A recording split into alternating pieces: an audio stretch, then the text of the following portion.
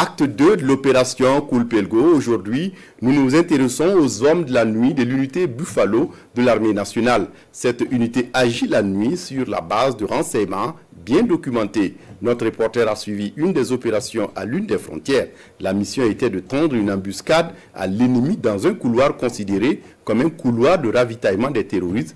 Buffalo s'attaque au réseau de ravitaillement en utilisant la même méthode que l'ennemi, l'embuscade.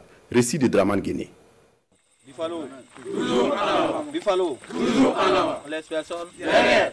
Quelque part dans le centre-est, la jeune unité Buffalo fait son baptême de feu ici depuis septembre. Buffalo, ce sont les hommes de nuit.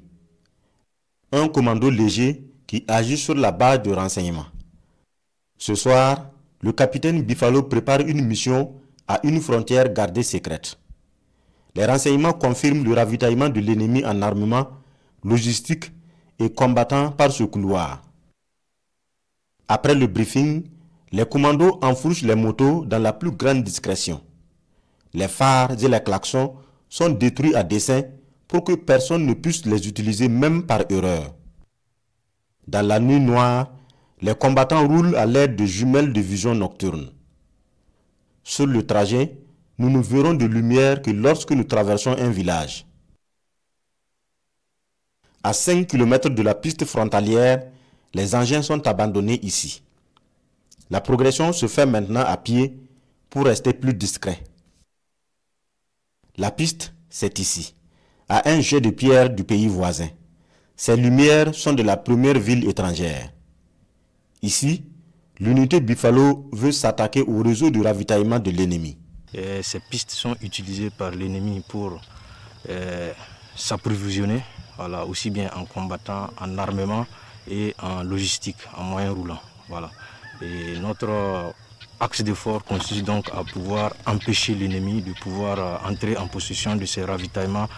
Et notre mission ce soir a consisté donc à dévancer l'ennemi sur le terrain, à s'installer donc en dispositif d'embuscade, à mesure éventuellement de l'intercepter et de le détruire. Tapis dans la brousse, l'unité Buffalo utilise le mode d'action de l'ennemi. Une embuscade savamment tendue. Tout le monde plaqué au sol, l'arme au poing.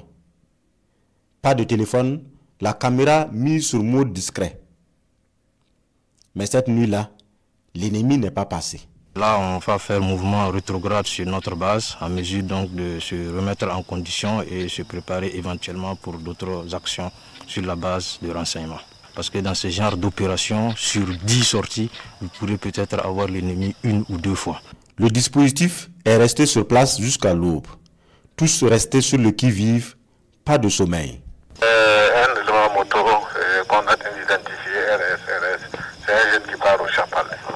Nous utilisons à peu près les mêmes modes d'action. Notre combat consiste à affronter l'ennemi sur son terrain de prédilection.